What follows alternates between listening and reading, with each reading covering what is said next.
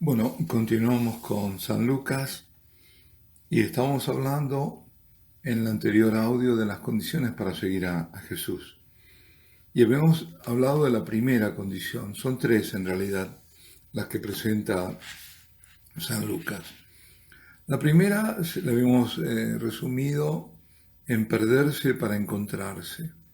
¿Qué significaba esto? Bueno, está en el capítulo 9 de los versículos 23 al 24, cuando dice: aquel que quiera venir en mi secuela o aquel que me quiera seguir, que renuncie a sí mismo, que tome su cruz cada día y me siga. Porque quien quiera salvar su vida la perderá, y aquel que la pierda por mí la salvará. Es decir, esa renuncia, tomar la cruz, y lo hemos comentado alguna vez.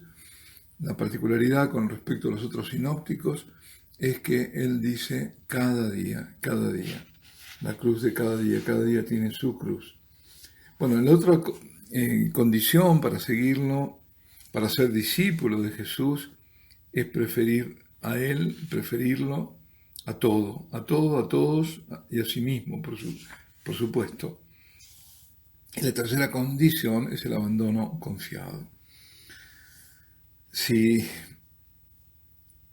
el que me sigue no, recordemos que la traducción que sigue el hebraísmo era: si alguien no odia más a su padre, a su madre, si lo que está significando no es odiar, sino como no tiene el comparativo, lo hemos dicho, es un hebraísmo, lo que está diciendo: si alguien no me prefiere a mí o no me ama a mí más que a su padre, a su madre, a su mujer, a sus hijos, a sus hermanos y hermanas, y aún a su propia vida, no puede ser mi discípulo. Y aquí topamos con una palabra muy importante en la vida espiritual, que es la palabra o el verbo preferir, preferir. No se trata entonces de destruirlo todo, no se trata de perder amistades, ni siquiera pensamientos justos. Se trata de elegir a el amigo. Yo elijo a mi amigo con mayúscula, que es Jesús. Y Jesús es exigente. Y su exigencia es tal que es aquella del verdadero amor, ¿no? El amor más verdadero y más grande. En él Dios ha venido a desposar a la humanidad. Y en la cruz Él la ha liberado sin reserva. Por lo tanto, elegir, amar, desposarse es una cuestión de preferencia. Quien ama, por un lado, está haciendo la elección de dar un gran sí, pero también es necesario decir pequeños no. Amar a Dios es elegirlo en su totalidad y preferirlo a todo. Y aquel que ama llega hasta elegir, hasta querer las preferencias de aquel que ama, del otro, y hacer las suyas. No se trata solamente de hacer la voluntad de Dios, sino de elegir aquello que Él prefiere. Por el bautismo, este misterio de amor se realiza en cada uno. Jesús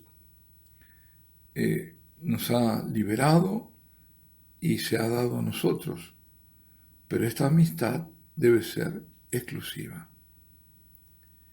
Y es aquello que se nos revela en cada Eucaristía, por la comunión. Formamos una misma carne con Él. Y tal intimidad no es posible si las dos partes no se dan una a otra, sino que se deben pertenecer una a otra. Jesús se ha dado totalmente a nosotros y por nosotros, y nos pide preferirlo a Él, a todos, a todo, aún a la propia vida. Y esto para nuestra dicha. Y luego el abandono confiado. Cuando enseñó en ese capítulo 12 de Lucas, dice, ¿por qué os preocupáis de vuestra vida, de vuestros alimentos, ni vuestro cuerpo, ni de las vestimentas, de que vais a vestiros, ¿no? La vida vale más que el alimento y el cuerpo más que la vestimenta o el vestido. En cuanto a vosotros, dice, no busquéis que podréis comer ni beber, no estéis inquietos, agitados por eso. Vuestro Padre sabe de qué tenéis necesidad. Esto es en paralelo con el capítulo 6 de San Mateo, a partir del versículo 25 hasta el 34, donde dicen lo mismo, no os preocupéis, que vais a comer, que vais a vestir, hace la comparación, ¿no?, con los lirios del campo, que vestían mucho más que Salomón en todo su esplendor, en su pleno esplendor. Es decir, si Dios da a los pájaros, ¿no?, también el alimento, cuanto más a vosotros, hombres de poca fe, ¿no? Eso mismo está diciendo en el capítulo 12 Lucas. Es decir, el abandono a la providencia es un signo de la confianza de los discípulos y de su preferencia por el reino. Porque, ¿qué dice el Señor? Que nos preocupemos del hoy. También ese pasaje está del reino y su justicia, que el resto vendrá por añadidura. El reino y su justicia. Es decir, en el fondo, preocuparnos de ser santos, ¿no? Porque si yo me ocupo del reino, ese reino es el reino de Dios, el reino de los cielos, y me estoy ocupando de esta santidad propia.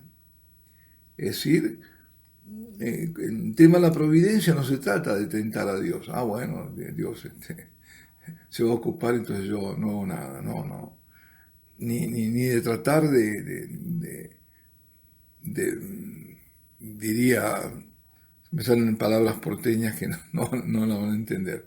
Pero bueno, como que de arañar los dones, ¿no? De tratar de sacarlos, de arrancarlos, ¿no? Sino se trata de confiar en la pobreza que se ha elegido por su servicio y por el servicio a los hermanos. El abandono supone aceptar para sí mismo, y no para los otros, para sí mismo, el riesgo real de encontrarse sin nada, es decir, como desvestidos, no desnudos, sino como desposeídos, sea porque se ha dado mucho o no, sea porque se ha dado todo al servicio, ¿no?, lo que sea, pero la cuestión de una elección así de amor preferencial se pone en una forma muy concreta, es decir, ahí está esa preferencia por este reino, se manifiesta en esa confianza. Yo me entrego al Señor y yo puedo decir, y yo sé que conmigo muchos más, pueden decir que el Señor cumple, que el Señor nunca nos va a dejar desprovistos, nunca, que la providencia, para decirlo de una forma vulgar, funciona, pero con una condición, de que yo me ocupe del reino. Sin condición no.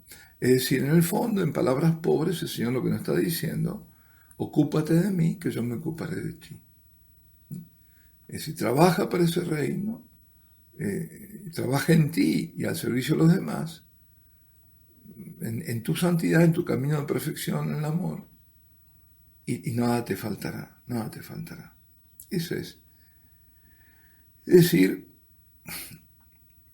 es esa cuestión de esa elección de amor preferencial. Por eso decía que esa palabra, ese verbo, preferir, es realmente importante en la vida espiritual.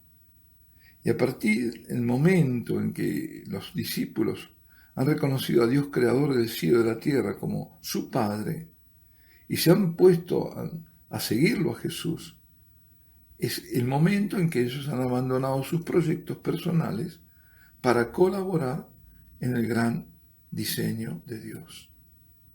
Es decir, a partir de ese momento, por supuesto, su relación con la realidad ha cambiado. Lo esencial no es más nutrirse o vestirse, sino perseguir su realización personal, sino más bien dar todo el ser a que se cumpla en esa vida la voluntad del Padre. Es en ese perseguir alegre, ¿no?, del proyecto de Dios, y de ese trabajar para el reino, que el discípulo encuentra su dicha. Y es a Dios que son confiadas las cosas necesarias, pero que se vuelven secundarias. Buscad antes el reino y su justicia, y todo os será dado por añadidura, concluye Jesús en ese capítulo 12, como lo hace también con San Mateo, ¿no? Es decir, se puede traducir, como decía, en todo aquello que te preocupa, de eso yo me ocupo, dice el Señor, y tú ocúpate de mí. La providencia no es tentar como algo, que ser inconsciente, digamos, ¿no? No, eso no.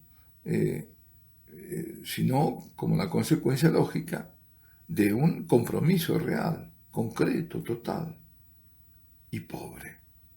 Es decir, despojarse, ser pobre. Dios cuida de mí. Yo no voy a acaparar nada. Trataré de no hacerlo. Despojarme, sabiendo que Él se ocupa. Cristo termina justamente su discurso sobre la providencia con una nota de aliciente típica de Lucas, ¿no?, propia de él. Porque dice: no te preocupes, pequeño rebaño, porque vuestro Padre ha encontrado bien daros el reino. No os preocupéis, porque Él os tiene ya para vosotros previsto y dado este reino. Entonces, todo esto no es nada en comparación con el reino a ganar, con ese reino que se empieza a vivir incluso anticipadamente. Bueno, aquí nos detenemos. Alabado sea Jesucristo, sea por siempre bendito.